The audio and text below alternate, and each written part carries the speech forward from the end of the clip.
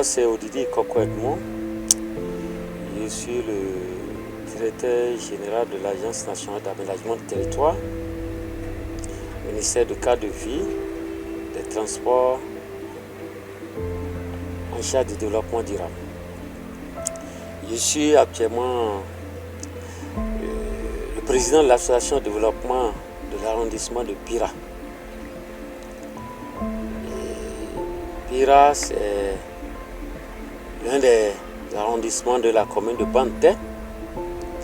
Et à l'issue donc du 6e congrès ordinaire qui s'est tenu le 27 juillet, le choix a été porté sur moi pour présider désormais pendant les 3 prochaines années au destiné de cette association que nous appelons Kassaoko.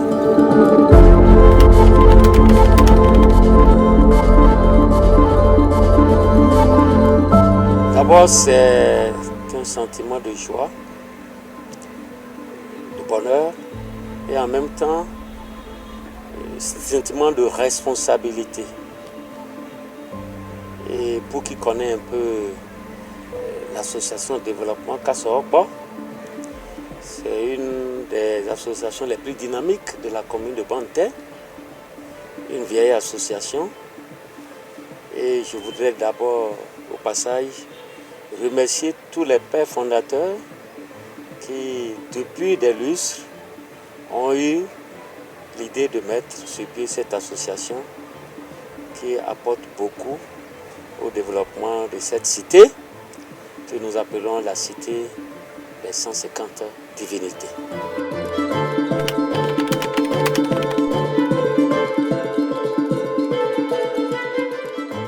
Il faut dire que Kassaoko, Bira d'abord, qui est le nom de l'arrondissement, signifie « mettons-nous ensemble ».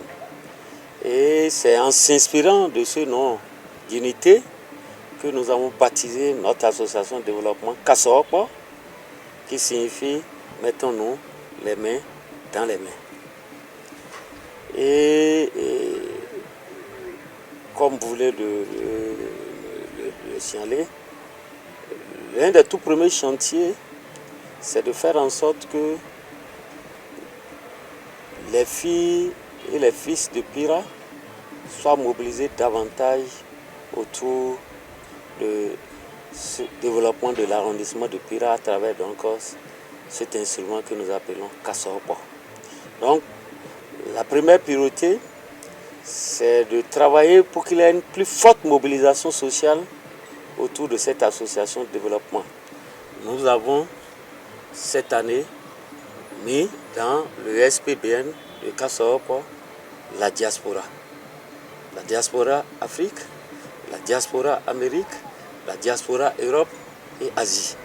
Pourquoi? Tout simplement parce que nous voulons que toutes les filles et tous les fils de Bira répartis partout dans le monde puissent apporter les petites pierres au développement de cette cité. Donc, ça c'est une innovation majeure et nous allons travailler à ce que partout les enfants de Bira sont, qu'ils n'oublient pas qu'ils sont venus de quelque part et qu'ils ont l'obligation d'apporter leurs pierres à l'édifice de la construction de cette belle cité que nous appelons Bira. Ça c'est le tout premier chantier. Le second chantier, comme vous avez pu le constater déjà à travers l'organisation de ce congrès, nous avons fait coïncider le congrès de cette année à un événement historique que nous organisons toujours depuis la création de ce village que nous appelons la fête identitaire Boko Achoko. Boko Achoko, cette fête qui est en quelque sorte une fête des prémices, date de la création déjà de ce village depuis le XVIe siècle. Et tous les enfants de Bira se reconnaissent à travers cette fête identitaire qui est la fête de Boko Achoko. Et si vous observez bien le rituel, cette fête est organisée autour des principales divinités, comme je l'ai dit tantôt. Bira, c'est la cité des 150 divinités. Et si vous observez, la fête part déjà de la divinité Boko Adja, qui signifie la divinité du commerce, c'est-à-dire lorsque vous voulez faire le commerce, vous voulez promouvoir vos activités commerciales, vous pouvez vous adresser à cette divinité. Et on quitte la divinité Bukwa-Adia pour venir au pied de la divinité Bukwa-Achuku, qui est la principale donc, divinité, qui signifie la divinité des champs. Et à Pira, c'est cette cérémonie qui lance, qui autorise tous les enfants de Pira ou qui se trouvent à consommer l'igname. Tant que cette cérémonie n'est pas organisée, vous n'avez pas d'abord le droit de faire venir l'igname dans le village, qui que vous soyez, ou que vous soyez, vous n'avez pas l'autorité, vous ne pouvez pas le faire. Et c'est à l'issue de cette cérémonie que le Banouin sort le premier tubercule qui donne autorisation à tous les enfants de Pira de consommer l'igname. Donc c'est une fête, c'est une cérémonie qui s'organise à Pira depuis le XVIe siècle. Donc notre ambition à travers Kassaopa, nous le faisons déjà, c'est d'accompagner l'organisation de cette fête, de lui donner toujours un cachet spécial pour que cette fête non seulement rayonne, mais rayonne seulement au niveau de Pira, au niveau de la commune, mais au niveau donc national, pourquoi pas au niveau donc à niveau international. Les autres chantiers portent sur les autres questions liées aux problèmes qui se posent au niveau de la localité. Vous avez vu, Pira, c'est le tout premier arrondissement qui, depuis 1973, a un plan de voirie. Et tout le monde le reconnaît. C'est ce plan de voirie qui a fait l'attractivité de l'arrondissement de Pira. Mais nous observons de plus en plus que ce plan de voirie qui a été mis en œuvre, les populations ont commencé par obstruer les artères des principales voies et il se pose aussi les questions liées à l'assainissement du village. Donc nous allons travailler à ce que le village devienne de plus en plus propre, qu'on retrouve nos lettres, les lettres de noblesse qui ont fait la fierté de Pira dans le temps, un village propre, un village bien assaini. Ça c'est aussi un second chantier, un autre chantier. Les autres chantiers portent sur les questions liées par exemple à l'éducation, à la santé, à l'électrification rurale.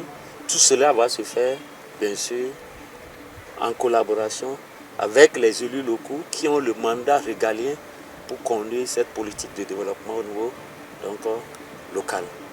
Donc voilà un peu les chantiers sur lesquels nous aurons à travailler. Et surtout, nous envisageons surtout actualiser le plan de voirie de Pira pour que les zones d'extension où les gens ont commencé par obstruer les artères là, qu'on puisse déjà appeler leur attention de manière à ce que ces espaces-là soient toujours libres, qu'on ait une bonne occupation de l'espace de l'arrondissement de Pira. Je voudrais souligner avec votre permission pour dire quoi que Pira, c'est l'une des plus grosses agglomérations de la commune. Nous avons une frontière commune avec l'arrondissement d'Akbashi, avec qui nous avons un pacte de terre. Nous partageons également la frontière avec l'arrondissement de Louba. Nous partageons la frontière avec l'arrondissement de Manigri, ça c'est dans la Donga. Et de l'autre côté de la frontière, nous partageons la frontière avec les villages du Togo, tels que Kambole et Bago. Bago avec qui nous avons aussi un pacte de terre. Je voudrais souligner que Pira a un pacte de terre fondamentalement avec 3 villages, à savoir Akbassi, Bago et Alidjo. Et si vous prenez dans l'air culturel, dans la zone, la fête identitaire liée à l'Ignam, qui est à la tradition d'Ignam, vous allez voir que ça s'organise surtout à Pira, à Alidjo, dans un village qu'on appelle Akarade, et dans le Togo, dans un village qu'on appelle Kambole. Historiquement, ces villages ont cette tradition d'organiser la fête identitaire liée à l'Ignam, qui est une culture. L'Ignam est souvent en tête des cultures. Et l'histoire de Pira est collée à cette fête identitaire. Que vous soyez chrétien, musulman, quelle que soit votre confession, tout le monde se reconnaît à travers cette fête identitaire qui n'est en fait que la fête des prémices.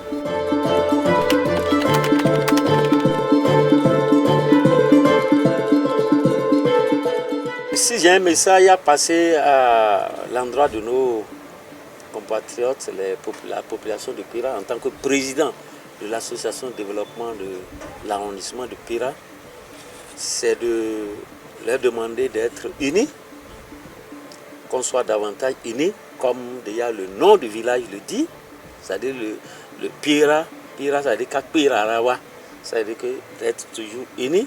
Et le nom de l'association, c'est ça aussi, ça veut dire Kassopo, vous avez vu notre logo, ça veut dire on a fait le logo main dans la main. L'autre message que je voudrais passer aussi, c'est à l'endroit des élus locaux.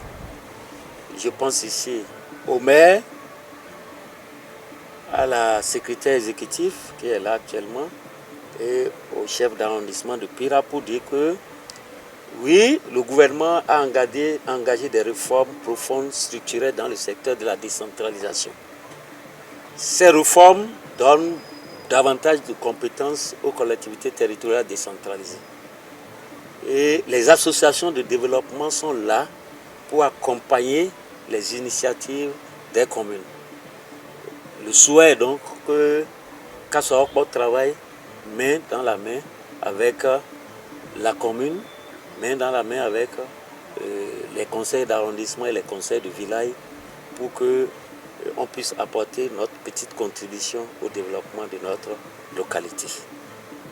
Je voudrais profiter de cet entretien aussi pour remercier surtout nos pères fondateurs, ceux qui ont eu la chance, l'honneur de présider au développement de cette association. Je veux parler de notre patriarche, Papa Ogbone David. Je veux parler de frère Olowo Joseph et du général Théophile Kakpo qui vient de me passer la main pour leur dire quoi que nous sommes là, c'est sur l'ancienne corde que l'on tisse la nouvelle corde. J'ai besoin de leur soutien, j'ai besoin de leurs conseils, leur orientation pour que ce mandat que j'ai eu, qu'on puisse faire mieux que ce qu'eux ils ont pu faire au développement de cette localité, qui est la localité des 150 divinités. Nous sommes fiers d'être de Pira et je voudrais dire à tous les enfants de Pira, partout où ils se trouvent, partout dans le monde, d'être fiers de leur localité et partout où ils sont, s'il y a des opportunités, de penser à leur localité, de penser au développement de l'arrondissement de Pira, de penser au développement de la commune de Panthère et au développement du Bénin en général.